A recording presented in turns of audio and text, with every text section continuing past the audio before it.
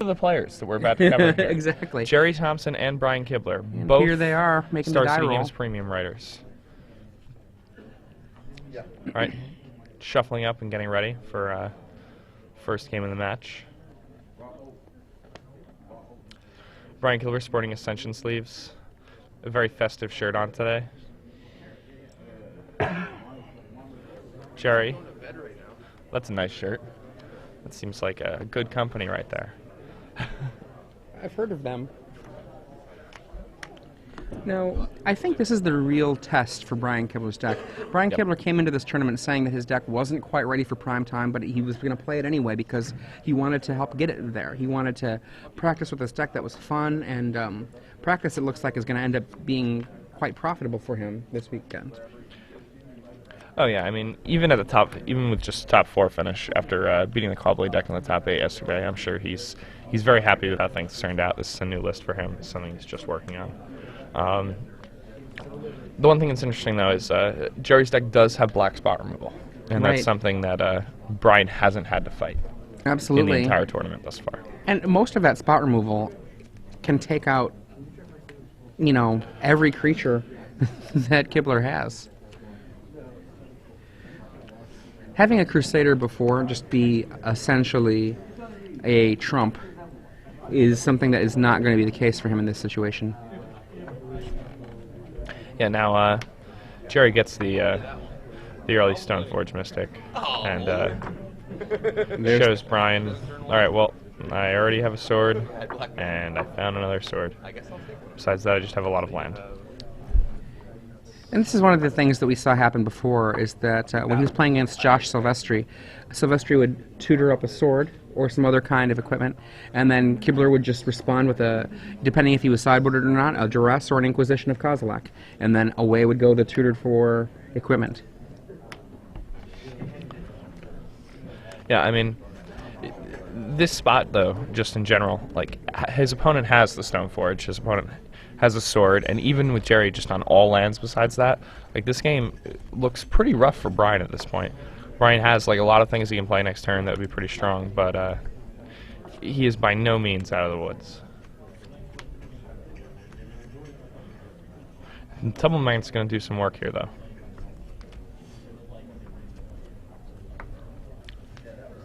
Alright, so Gerry's got to think about his play now.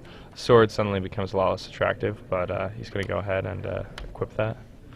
He's going to play an Inquisition of his own, and he's going to see an Inquisition of Kozilek, a Preordain, Contagion Class, and 2 islands. I imagine he'll be taking either the Clasp or the Preordain.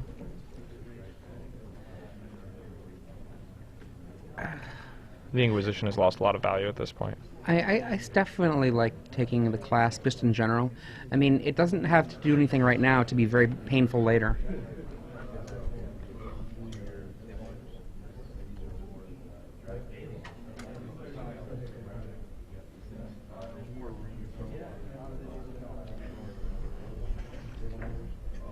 And this is one of those really important decisions here. He's going to go ahead and take the Clasp. It could really just let the Double Magnet get out of hand.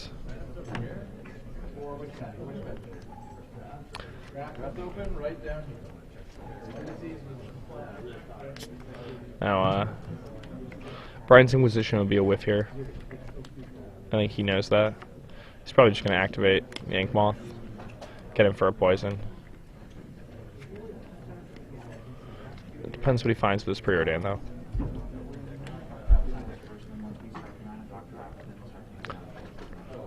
Now, what Brian really wants to do here is play land and a Phyrexian Crusader. That would be his ideal play.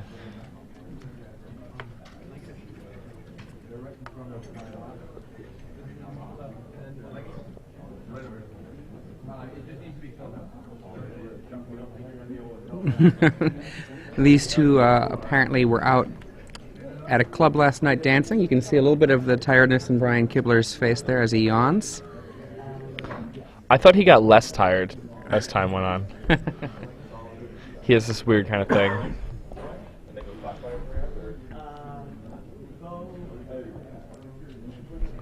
Alright, so Brian gets his extra card off the preordain here, and let's see what he found.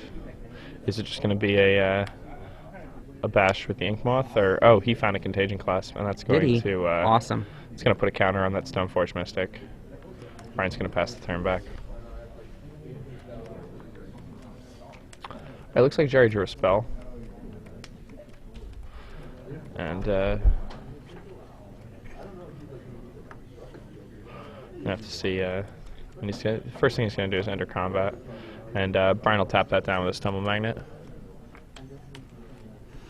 Ooh, but Gerry has a Jace off the top of his library, and that's about as good as it gets. He finds a go for the throat with that Jace. That's going to make sure that Phyrexian Crusader doesn't get out of hand in this game at any point.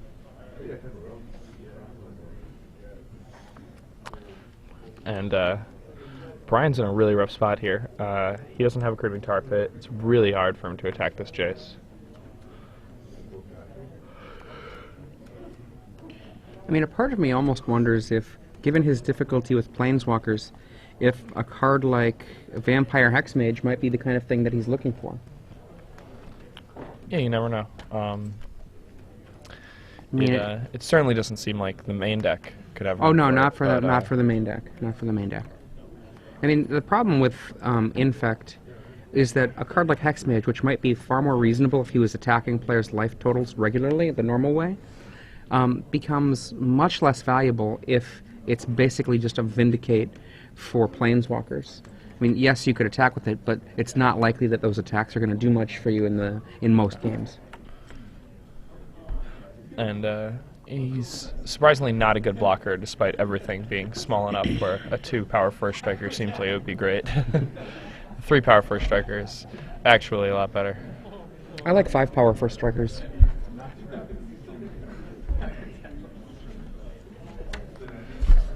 Now Brian's in a rough spot here. Gerry has assembled some pretty powerful permanents on his side of the table, and this is after Brian inquisitioned his opponent on turn 2 and left him with only a single spell in hand.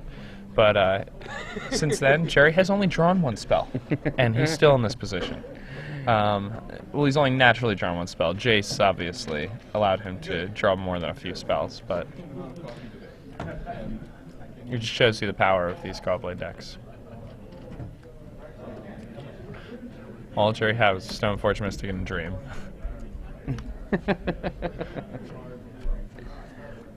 That's all you need. Now, one of the things we had talked about was Kibler's use of Jace Beleren as a way to kill primarily Jace Mind Sculptors. But even though Jace Beleren, and if he were to run more Jace Belerens, does help him with that fight, it doesn't do anything to deal with a Gideon that might show up from one of the Caw-Blade decks.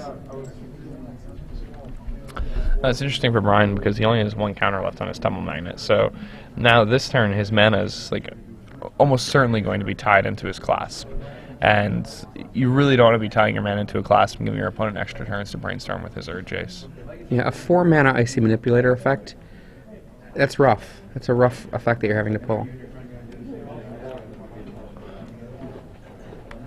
Yeah, and the Tumble Magnet is quite good against these sword type strategies, but it's good when you have other things to go with it. It's good when you're developing yourself. It's not good to make a game go long when your opponent has a Jace in play and you don't. Yes. And there's another Stoneforge Mystic. So now Gerry Thompson has 2 Stoneforge Mystics in play to go with his Sword of Feast and Famine and his Jace. Oh, I'm sorry, that's I missaw that. That is a Squadron Hawk. My bad. And now the Squadron Hawk's going to grab 3 more Squadron Hawks. Gerry is probably going to brainstorm with the Jace. Then he will use the brainstorm ability to put 2 Squadron Hawks back on the top of his library, at which point he can cast another Squadron Hawk, which will then put the 2 Squadron Hawks that he put back into his hand. Now, this kind of interaction with Jace and the Squadron Hawks is an interaction that I think people were trying to break the moment that those 2 cards were both legal. Oh, yeah. And Brian Kibler, ironically, is the one that showcased with Caw Go a deck that could do just that. And previously, I think that a lot of people were trying to assemble a Caw Blade, Jace the Mind Sculptor combo as a part of an almost like that was their whole point of their deck. And what Kibler did was essentially just make a blue-white control deck that had that in there as an opportunity, as an option, where with Squadron Hawks as the only real creatures. And right now we're seeing the legacy of that in Caw Blade. Not yet. Yeah, Gerry's a very perceptive player. That's something I like about him. He's very willing to learn from games that he's played.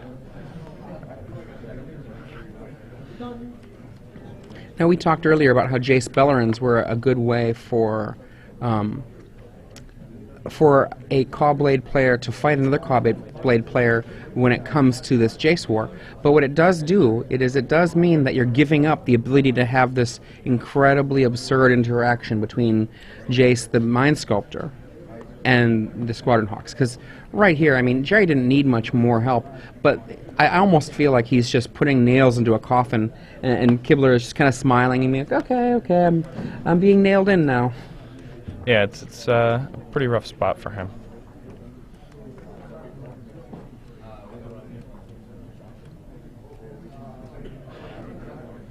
One thing that's, Gerry was talking to me yesterday, and he was saying that, he saw an opponent not attack, and it didn't make sense to him, especially because he thought his opponent was good.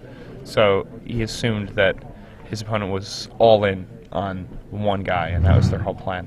They were just trying to make the game last that long.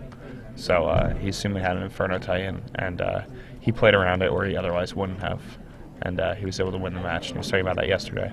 And it seemed like he's at a point in his play where he's very, very comfortable making difficult plays and difficult play decisions just over and over again, round after round. But he's going through all of the possibilities.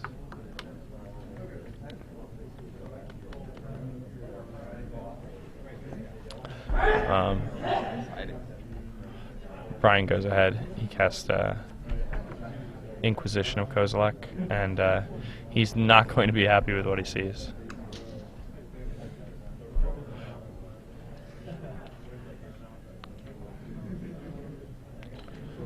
Oh, Gideon.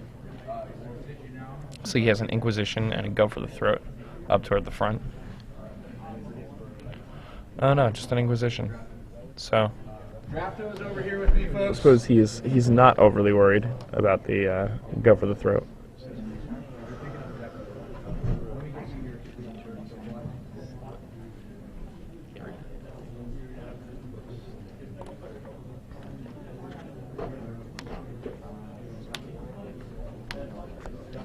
Yeah. Now Brian goes ahead. He Go ahead. Interestingly enough, I believe that Tumble Magnet only has one counter left on it. Yes. So he might have to eat a sword hit here.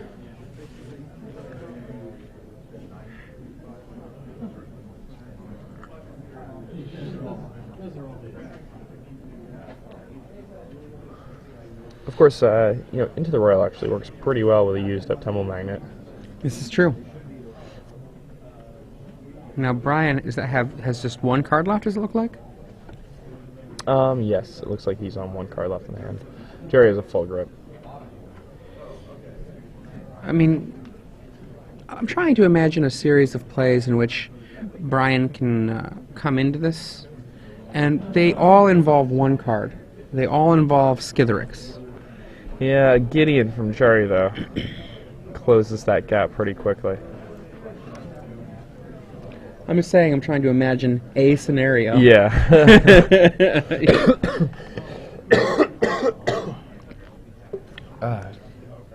There's a mana leak to stop Gideon from coming to the party.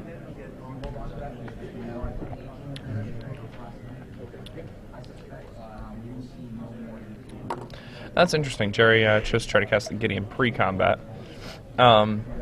He's trying to get more value out of a sword hit. Brian chooses not to tap down the Stoneforge Mystic. Keeping the counter on his Film Magnet is more important right now. But once again, it becomes very difficult to proliferate this Tumble Magnet because he has to deal with an on-table chase.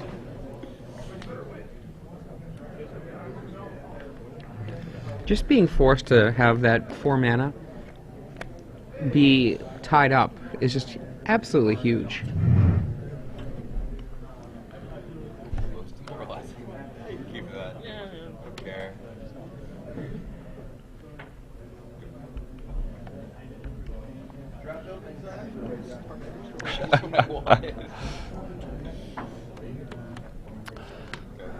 Brian announces yes as he draws his card. Surprised he didn't get in there for poison with his land.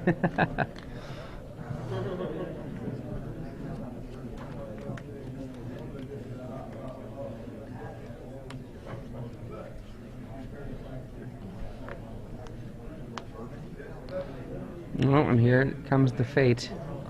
Yep, and he says, all right, well, I understand that, you know, you're on this plan. With what I have in my hand, I can probably just fate seal you out of this game, win that way. And that seems like a pretty reasonable strategy. He's basically got it locked up.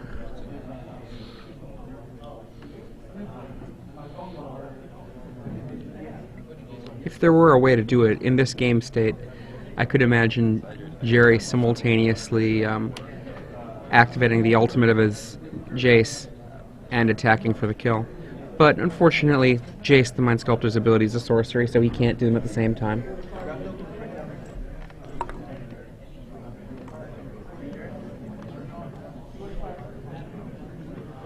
Now, Stoneforge Mystic is down to a 1 power creature, even with the sword on it.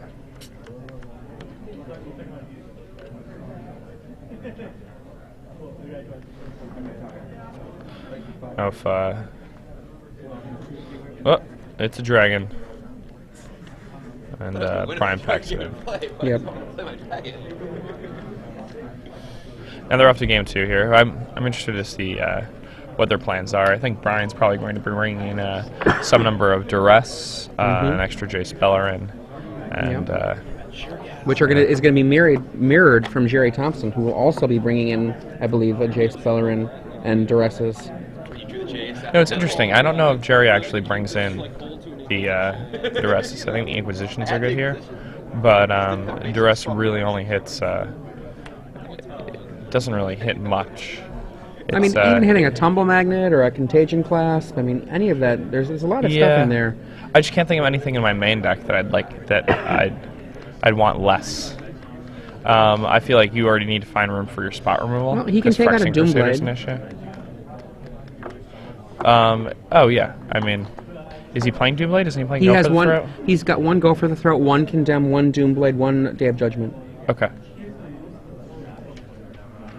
That's an interesting cast of removal spells.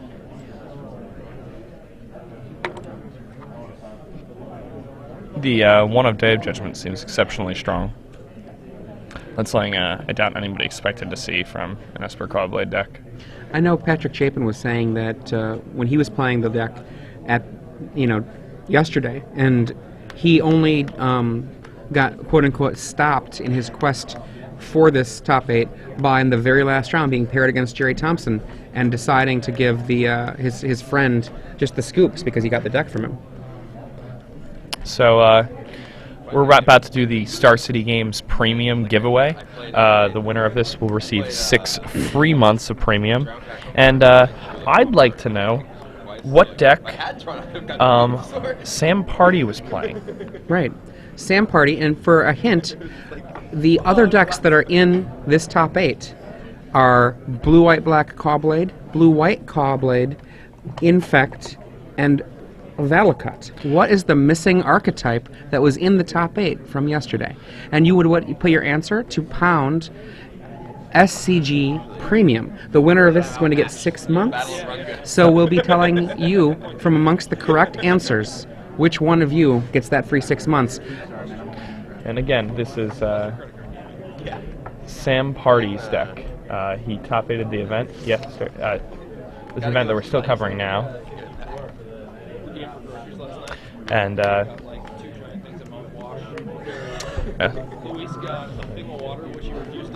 one of the things that's interesting is that when it comes to the archetypes that were moved forward, all of the decks that were basically the non-blue-based decks, there were 2 of them, got knocked down, and blue moved on. Kibler is the only one of these blue players not to be running Jace the Mind Sculptor.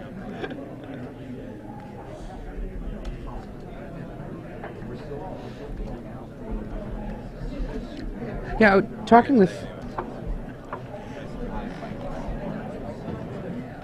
with Patrick Chapin yesterday, I know one of the things that he had said about the Singleton Day of Judgment was that, because he's playing this exact list that Gerry Thompson was playing, was that it ended up, just by being present in his deck, between Preordains and between Jace the Mind Sculptor, just doing an awful lot of work for him. He didn't feel like he wanted a second one, but just having access to it at some point in a game if he needed it was really valuable. Yeah, and that's the thing about a card like Day of Judgment is sometimes that's your out. You know, you're playing against Valakut, you're playing against Rug, you're playing against all these different decks, and sometimes you have a Day of Judgment in your deck, and that's the only card you can get to win. And when you have access to cards like Preordain and Jace the Mind Sculptor, and you're thinning your deck with Hawks and with Stoneforge Mystics and with Fetch Lands, suddenly one Day of Judgment can come up surprisingly often. I haven't done the counts on it, but one of the things I sometimes like to do with decks that have a fair amount of library manipulation, you know, in this case, the Caw-Blade decks, between Jace's, Preordains, Hawks, and Stoneforge Mystics, they have a lot of shuffling, and they have a lot of possibilities for search. Sometimes I like to see just how long it takes me to get to a random card in my deck, because that can actually give you a sense of whether or not a Singleton is a reasonable call in such a deck. Sometimes it's a huge deal. Yeah, one card can make a big difference. Starting off with Inquisition. I see Inquisition, I see Preordain, Contagion Class, Pummel Magnet, and I think a Jace Bellerin. Yeah, that's a pretty good starting hand from Brian. He needs to draw a land, but if he does, he's looking to be in a pretty good spot here. Now, if I were Gerry, I would probably just nab that Jace. Depends on what's in my hand, though. Perhaps the Inquisition. The Inquisition might be a solid thing to take as well. I need to look at that again, he says. Let me give this one a good think. And he gets rid of the Inquisition and passes the turn back to Brian. Brian in this turn is at least going to have a Preordain. And this Preordain is basically looking for a blue source.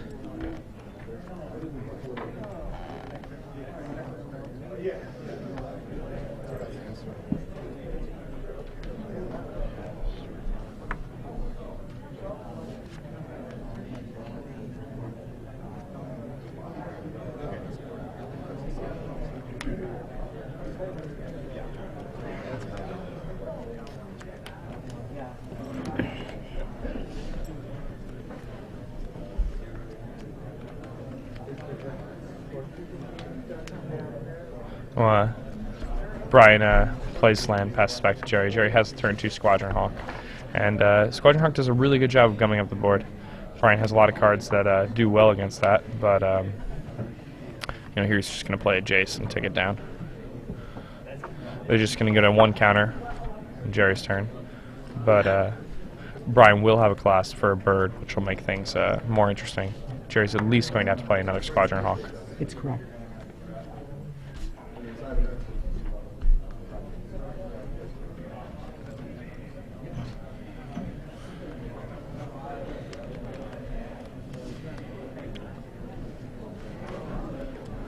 Now, let's see okay. here. Interestingly, looking at the information we have from one of our callers, it looks as not callers, one of our runners. It looks like the Sam Party question we asked earlier. We're not going to give the answer yet, but it does look like the clues that we gave earlier might have been a little misleading. So just keep that in mind, that some of our clues. The big clue is to go to StarCityGames.com and use that as your guidepost.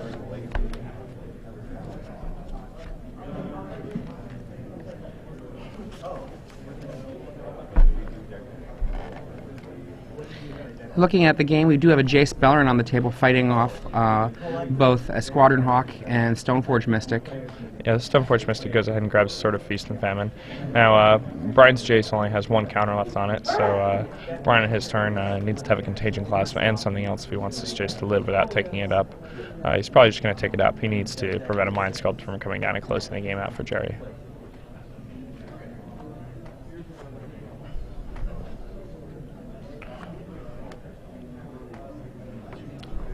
And there's a clasp. The clasp is going to take out the Hawk.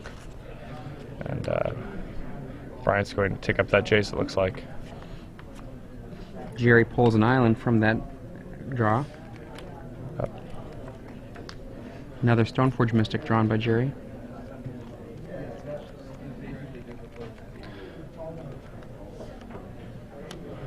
Now, having the Jace on the table is just such a huge thing in this match. You really just get this advantage that never ever lets up. So as long as Brian can, keep Gerry from developing a very strong board, or keep Gerry from he just wants to keep the Jace on the table as long as possible to prevent a Mind Sculpt from coming down and closing him out.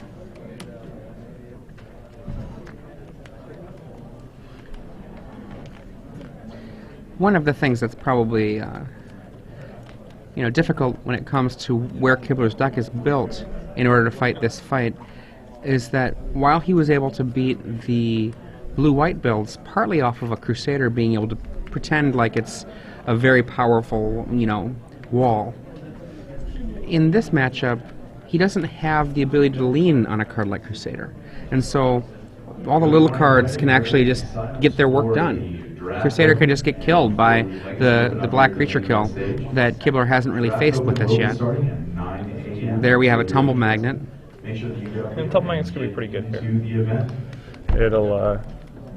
It'll work well with the Clasp. The Clasp along with the Jace will actually allow Brian to start drawing cards off that Jace again without letting Gerry draw them.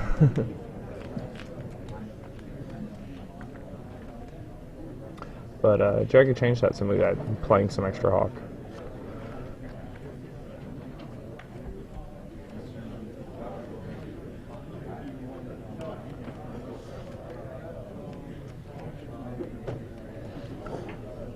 Now, I think one of the strongest plays, if you could get it onto the table right now, would be for Gerry to get a Gideon into play. But that mana that's open represents the potential for a mana leak or even a deprive from Brian Kibler. Here's yet another Stoneforge Mystic. Yeah, and Brian's not going to be happy about that.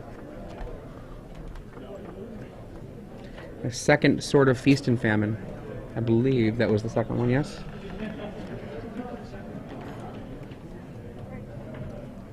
That's definitely what he wants to be doing. He's getting another Sword of Feast and Famine. Really, really wants to equip one of those. Now let's see if Brian has the mana leak here. He may not even want to use it. Oh, there he goes. I guess he really just has to.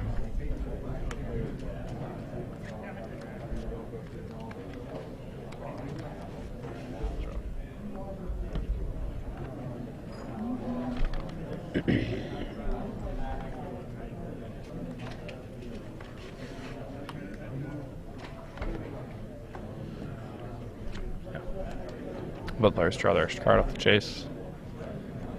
Gerry doesn't even look. He's tapped out. Yep. He gets no value from looking at that card.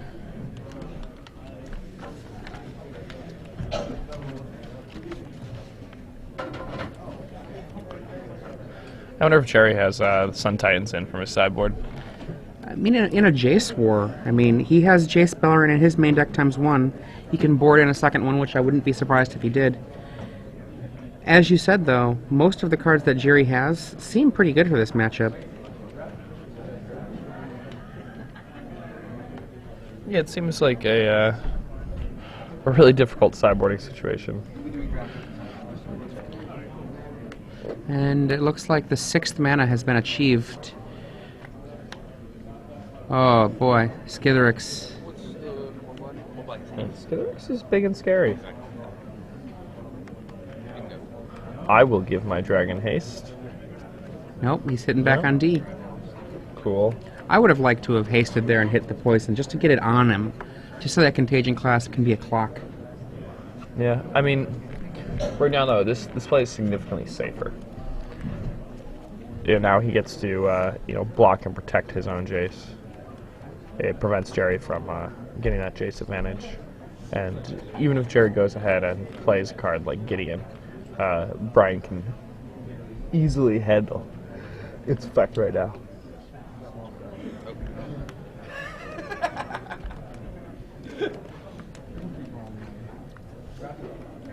So Gerry entered combat, and Brian tapped down one of Gerry's Squadron Hawks, using a Double Magnet counter pretty aggressively, but he has the Contagion class. He's probably pretty comfortable with that.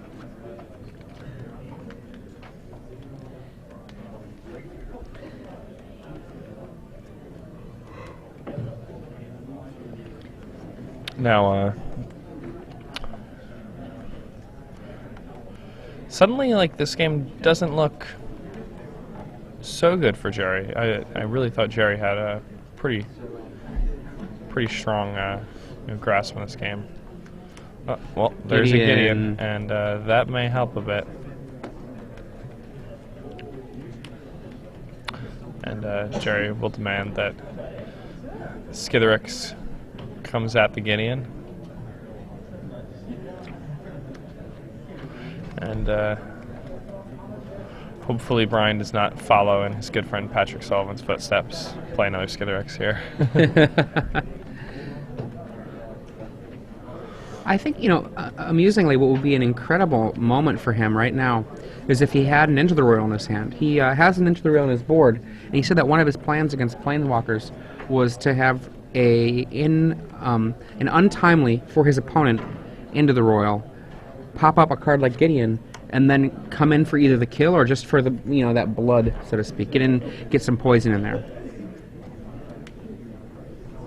He has the mana then at that point to have Into the Royal and activate Contagion Clasp, and basically have his opponent on 5 poison if he has an Into the Royal. Yeah, even with just his board state, he can put the Gideon down to 4. Then it's not like Gideon is going to be able to kill that Skitherix. Oh yeah, I mean he can just leave open 2 mana, regenerated. It's still shocking to me that Skitherix has regeneration as well. I think I didn't realize it because I had killed it so many times. I had never realized that I'd always killed it right away. Because if you didn't, you just died.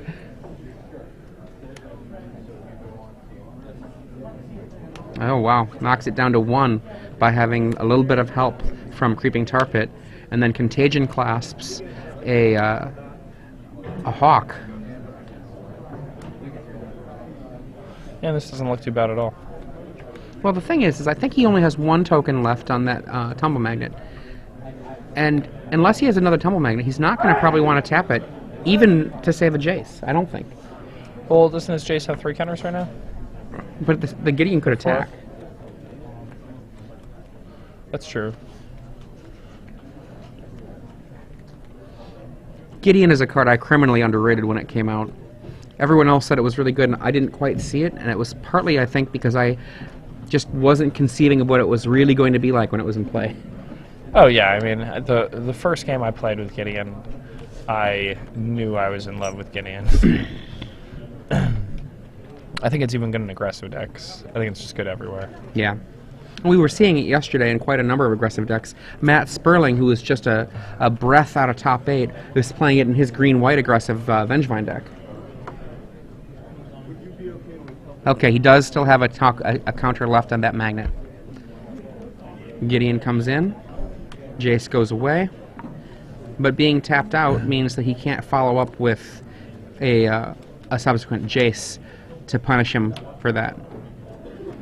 You know, he has Mana Leak backup, so it's not really the end of the world. Like, Brian can't do like some big like haymaker of a turn here. At this point, if I were Brian, I really wouldn't mind just, depending, particularly if he gets a mana, he could activate both the Tar Pit and the Skithiryx. But I wouldn't mind just attacking Gerry with that Skithiryx and letting the Gideon live. Oh, there we go. He doesn't have to go there. He can activate the Creeping Tar Pit if he would like to, attack Gideon with Creeping Tar Pit, and attack Thompson with Skithiryx if he were to want to, and still have 4 mana left. 4 mana being the magic number for those Contagion Clasps. I mean, it's really important that he activates Contagion Class now. Or at least before his next untap step. Here's the Creeping Tar Pit. Oh, still thinking about it. There is the question of a card like Doomblade, or, pardon me, rather, Go for the Throat. Even Disfigure from Gerry Thompson is actually very potentially problematic. Looking over the sideboard list, unlike a lot of the black, blue, white decks, there are no Disfigures here, so he does not have that option. He just has the option, in terms of his individual creature kill spells, of 4 Condemns between main and sideboard, of 2 Doomblades between main and sideboard, and 1 Go for the Throat. Oh wow, so he really only has one answer to the Crusader in his entire deck. 2 if you count Day of Judgment, but that's still... The Crusader is much better than we were initially reckoning. The judges that brought over the lists to us, sometimes it's very illuminating having that little bit of extra information. Oh yeah, I mean, Brian here has not drawn his Crusaders the way that we've seen him draw them all weekend. Right. And that may be a big factor here. Right. You know, Brian's deck, one of its major strengths is the fact that he's playing 4 of a card, a Paladin Envec that is pro-white and pro-red, and Right. just, that's so good in today's format. So, if you were Brian Kibler, do you tap out with your Contagion Clasp and open up Skithiryx to the potential to die? I think I would, just to keep that, to keep my Tumble Magnet going.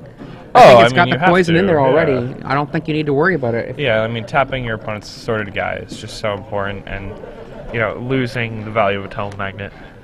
The Contagion, he's got actually a whole tap left because of those Contagion Clasps. Wow, the Contagion Clasp with the Tumble Magnet is so good. You know, Gerry will go to 5 poison. Yeah, and then he's Gerry done. just packs it up. He knows he can't kill his opponent before the 2 Clasps can kill him. Yep. Not to mention whether or not he has an answer to Skithiryx. I mean, right there, Gerry's going to 5 poison, and then you know, he'd have to play multiple flyers to prevent himself from dying, or another Gideon. And that was a very interesting game. We saw Brian just taking up a Jace and just letting both players draw a card over and over and over again, and just preventing Gerry from ever like getting anything really going. Gerry just had to, you know, Gerry was playing from behind because this Jace was just dominating the table, preventing from Gerry from even like putting up a presence, and I mean, he just Gerry, really rode that to victory. Gerry just played very well. Put down like 5 little beaters, all of which he was trying to plick away at the Jace, but a Contagion Clasp, but that with a Tumble Magnet just kept it from actually making any real dent. Yeah, and by the time Gerry was actually able to deal with the Jace, at that point Brian was able to, you know, stick a Skithiryx, and not too long later, Skithiryx had ended the game. Play around the 1 condemn, but it seems like a losing proposition. I mean, I remember last night when we were sitting in the hotel room and I was playing some Magic Online. You kept then just kind of almost exclaiming with excitement about the combination of Contagion Clasp and Tumble Magnet, because it's just sometimes so incredible. You know, imagine if you know, Kibler had drawn a second Tumble Magnet, right? Yeah.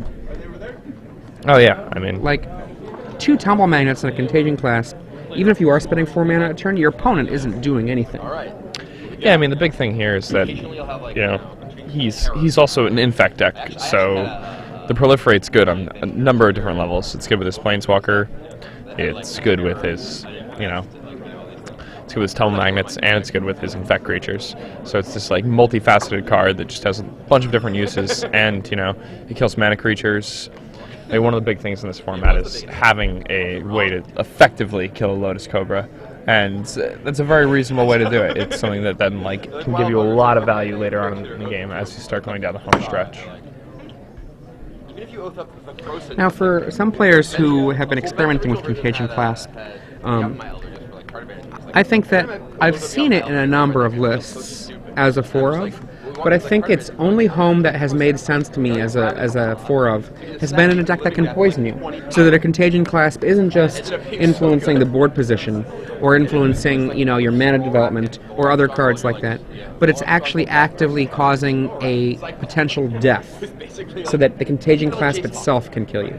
I think if you're not playing poison, it's okay to have Clasp in a deck if you can get some value, but Kibler's deck here shows just what that means. Like, yes, the Skitherix was going to threaten for the next turn kill if he didn't have an answer, but even if he had an answer, I don't think there was anything that Gerry could have drawn that would have saved him before the Clasps got him. Yeah, I mean, at that point, Brian had basically closed the game up. And it was weird, because from our angle, it didn't even look that over, because Gerry's deck is just so powerful that there are a lot of cards Gerry could have drawn when we got him out of that hole. I think for the Legacy event, I'm gonna rock. I'm interested to see how Gerry sideboarded, too. In talking with Patrick yesterday, my guess is that he's going to bring in the Tectonic Edge from his sideboard to go up to 2 Tectonic Edges.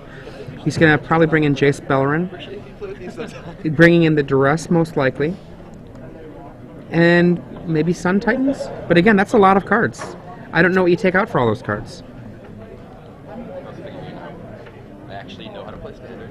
It's the only time I played Legacy in my life where Star City opens. I think Doomblade definitely comes out. Yeah, I mean, Doomblade can kill a Necropede if Kibler even still has it in his deck. It can also kill. Let's see. No, that's it.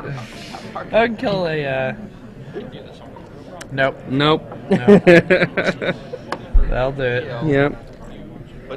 I mean, he may want Condemn also. We never know. The problem is that Condemn can take out a Skitherix. It can take out a Creeping Tar Pit. Those are valuable things to take out, but not being able to touch the Phyrexian Crusader is a kind of a liability. And they've seen each other's lists. They know what the other person has. It's true.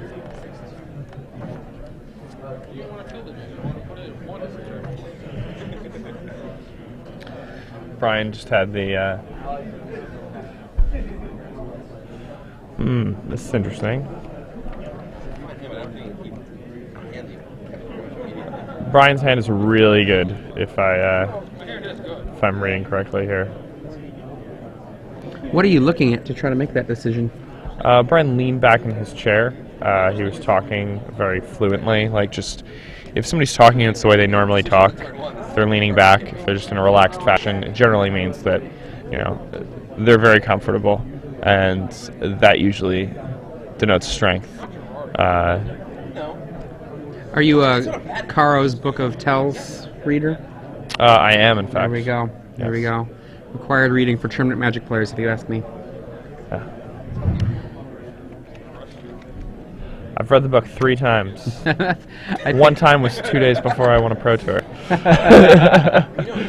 I can't make that claim.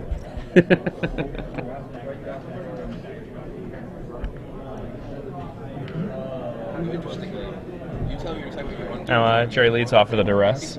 He sees 2 mana leaks, a Preordain, and what looks like a Skitherix to me. He can't touch Skitherix, so he's got a choice between one of 2 mana leaks or the Preordain. I think he's just going to nab the Preordain and pass the turn back to Brian. Those mana leaks can come, since Brian Kibler's on the play, they can come too late to the party. There's the beginnings of it. Yeah, and Stoneforge is really not what Kibler wants to see.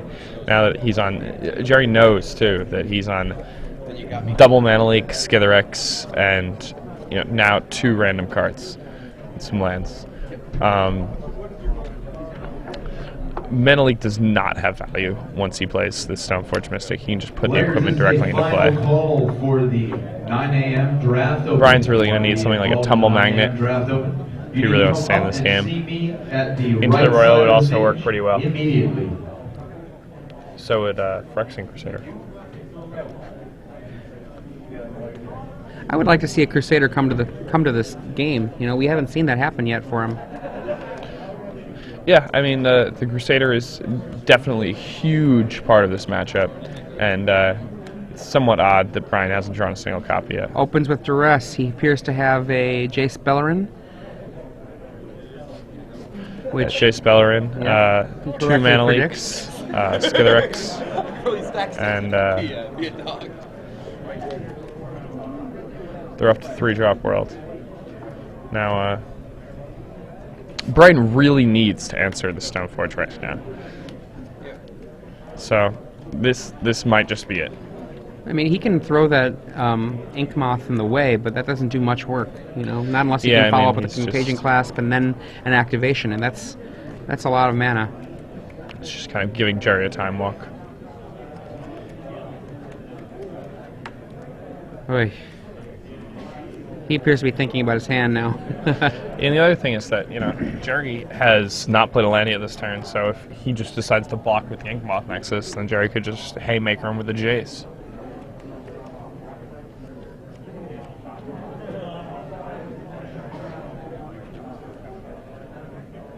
It's a really tough spot. And you might just have to eat the hit. But eating a hit from a sword, it's not a place you ever want to be. It just feels so terrible. I mean,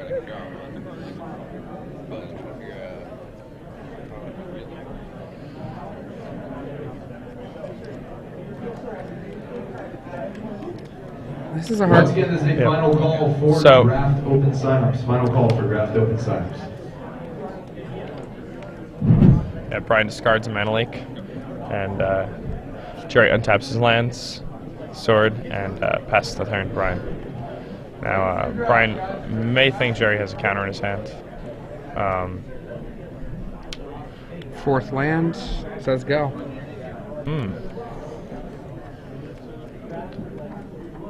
Now, what does Gerry want to do once he hits that 4th land? Does he have a Jace in his hand? It really depends, like, you might just sit back and ride it. I mean, right now you're in a position where if you've got your own Mana Leaks, you can... Let's see what happens there.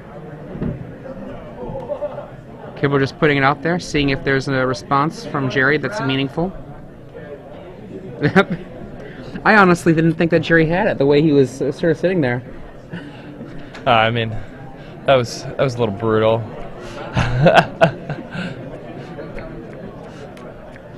And now he can Can't afford... let that Skithirex hang out on the stack for that long. Yeah.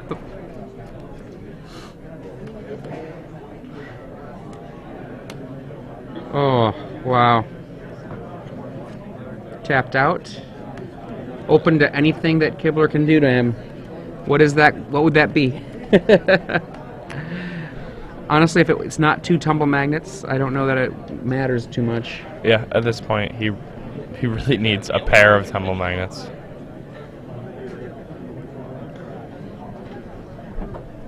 And he will certainly have no hand after Gerry's next attack step.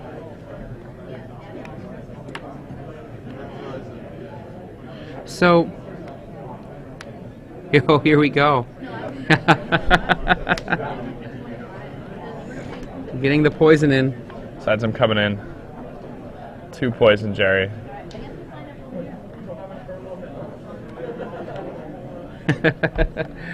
And those Hawks are just going to gum up the works. Gerry, even though he only has 3 lands, is out casting his opponent like a mad hellion. Yeah, and this is one of the major advantages of the Callblade deck is just how cheap the deck is. And not only how cheap it is, but how redundant your cheap cards are, how they let you just do things without paying much mana for such an extended period of time. Like, one Stoneforge Mystic, you know, that makes those 2 lands have things to do for more than one turn. One Squadron Hawk, you have 2 drops forever. It's almost like, you know, a Squadron Hawk doesn't have a lot of gas, but it's like a Prius. You don't need much gas in it for it to keep running. Yeah.